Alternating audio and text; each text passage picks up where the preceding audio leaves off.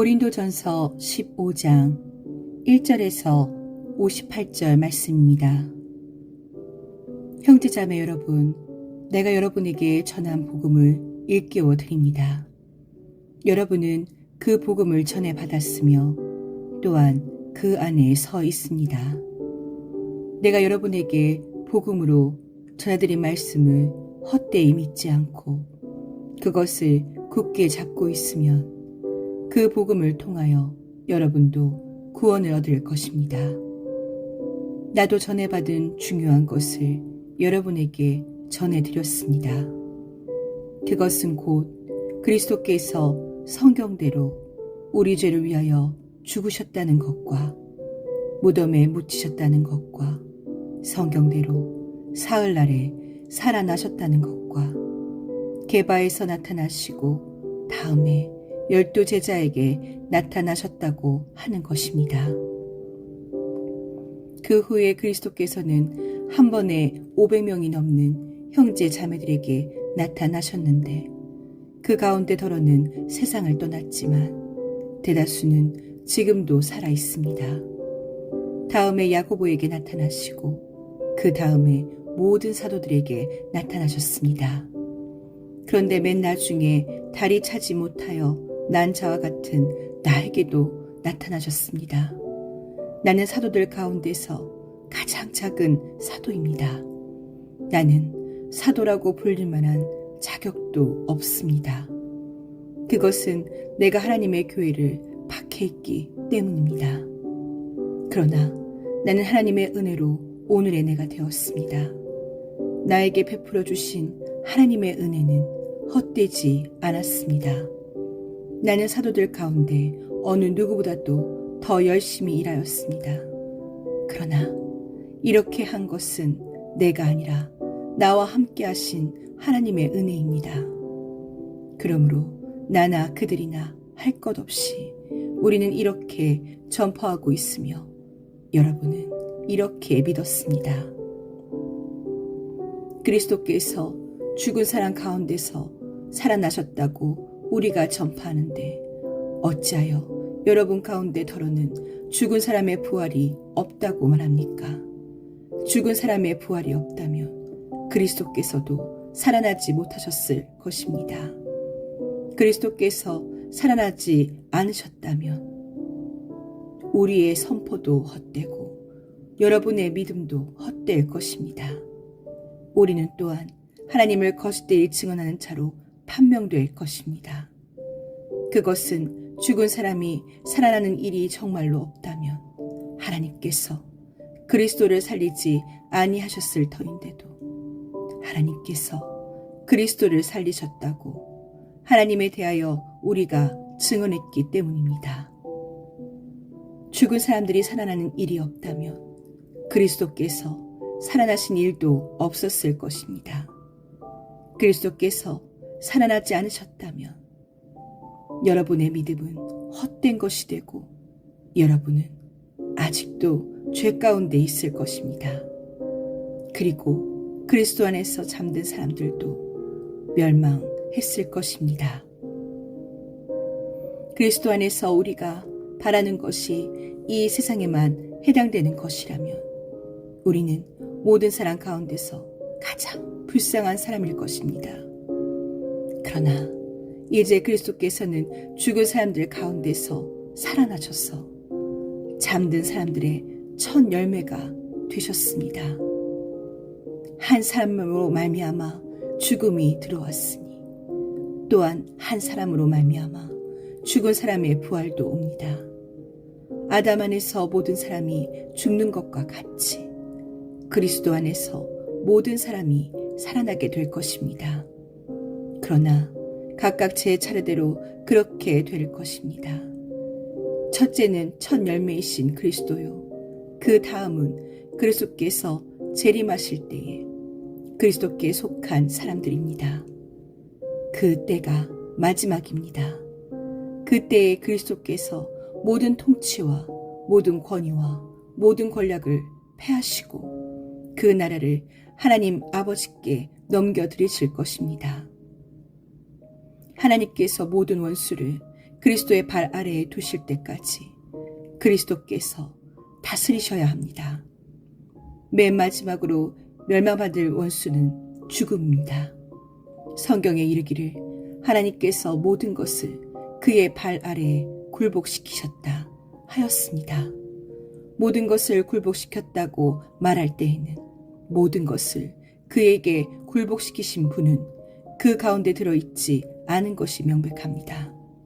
그러나 모든 것이 하나님께 굴복당할 그때에는 아들까지도 모든 것을 자기에게 굴복시키신 분에게 굴복하실 것입니다. 그래서 하나님은 만유의 주님이 되실 것입니다. 죽은 사람들이 살아나지 않는다면 죽은 사람들을 위하여서 세례를 받는 사람들은 무엇하려고 그런 일을 합니까? 죽은 사람이 정말로 살아나지 않는다면 무엇 때문에 그들은 죽은 사람들을 위하여 세례를 받습니까? 그리고 또 우리는 무엇 때문에 시시각각으로 위험을 무릅쓰고 있습니까? 형제자매 여러분, 나는 감히 단언합니다. 나는 날마다 죽습니다. 이것은 우리 주 예수 그리스도께서 여러분에게 하신 그 일로 내가 여러분을 자랑스럽게 여기는 것만큼이나 확실한 것입니다. 내가 에베소에서 맹수와 싸웠다고 하더라도 인간적인 동기에서 한 것이라면 그것이 나에게 무슨 유익이 되겠습니까? 만일 죽은 사람이 살아나지 못한다면 내일이면 죽을 터이니 먹고 마시자 할 것입니다. 속지 마십시오. 나쁜 동무가 좋은 습성을 망칩니다. 똑바로 정신을 차리고 죄를 짓지 마십시오. 여러분을 부끄럽게 하려고 내가 이 말을 합니다만 여러분 가운데서 더러는 하나님을 아는 지식이 없습니다. 그러나 죽은 사람이 어떻게 살아나며 그들은 어떤 몸으로 옵니까? 하고 묻는 사람이 있을 것입니다. 어리석은 사람이여, 그대가 뿌리는 씨는 죽지 않고서는 살아나지 못합니다. 그리고 그대가 뿌리는 것은 장차 생겨날 몸 그 자체가 아닙니다. 밀이든지 그 밖에 어떤 곡식이든지 다만 씨앗을 뿌리는 것입니다. 그러나 하나님께서는 원하시는 대로 그 씨앗에 몸을 주시고 그 하나하나의 씨앗에 각기 고유한 몸을 주십니다. 모든 살이 똑같은 살은 아닙니다. 사람의 살도 있고 짐승의 살도 있고 새의 살도 있고 물고기의 살도 있습니다. 하늘에 속한 몸도 있고 땅에 속한 몸도 있습니다. 하늘에 속한 몸들의 영광과 땅에 속한 몸들의 영광이 저마다 다릅니다. 해의 영광이 다르고 달의 영광이 다르고 별들의 영광이 다릅니다. 별마다 영광이 다릅니다. 죽은 사람들의 부활도 이와 같습니다. 썩을 것으로 심는데 썩지 않을 것으로 살아납니다. 비천한 것으로 심는데 영광스러운 것으로 살아납니다. 약한 것으로 심는데 강한 것으로 살아납니다. 자연적인 몸으로 심는데 신령한 몸으로 살아납니다. 자연적인 몸이 있으면 신령한 몸도 있습니다. 성경에 첫사람 아담은 산 영이 되었다고 기록한 바와 같이 마지막 아담은 생명을 주신 영이 되셨습니다. 그러나 신령한 것이 먼저가 아닙니다. 자연적인 것이 먼저요. 그 다음이 신령한 것입니다. 첫사람은 땅에서 났으므로 흙으로 되어 있지만 둘째 사람은 하늘에서 났습니다. 흙으로 빚은 그 사람과 같이 흙으로 되어 있는 사람들이 그러하고 하늘에 속한 그분과 같이 하늘에 속한 사람들이 그러합니다. 흙으로 빚은 그 사람의 형상을 우리가 입은 것과 같이 우리는 또한 하늘에 속한 그분의 형상을 입을 것입니다. 형제자매 여러분, 내가 말하려는 것은 이것입니다. 살과 피는 하나님 나라를 유산으로 받을 수 없고 썩을 것은 썩지 않을 것을 유산으로 받지 못합니다. 보십시오. 내가 여러분에게 비밀을 하나 말씀드리겠습니다.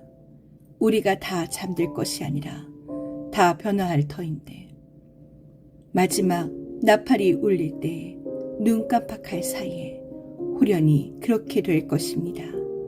나팔 소리가 나면 죽은 사람은 썩어 없어지지 않을 몸으로 살아나고 우리는 변화할 것입니다. 썩을 몸이 썩지 않을 것을 입어야 하고 죽을 몸이 죽지 않을 것을 입어야 합니다. 썩을 이 몸이 썩지 않을 것을 입고 죽을 이 몸이 죽지 않을 것을 입을 그때에 이렇게 기록한 성경 말씀이 이루어질 것입니다. 죽음을 삼키고서 승리를 얻었다. 죽음아, 너의 승리가 어디에 있느냐? 죽음아, 너의 독침이 어디에 있느냐? 죽음의 독침은 죄요. 죄의 권세는 율법입니다. 그러나 우리 주 예수 그리스도를 통하여 우리에게 승리를 주시는 하나님께 우리는 감사를 드립니다. 그러므로 나의 사랑하는 형제자매 여러분, 굳게 서서 흔들리지 말고 주님의 일을 더욱 많이 하십시오. 여러분이 아는 대로 여러분의 수고가 주님 안에서 헛되지 않습니다.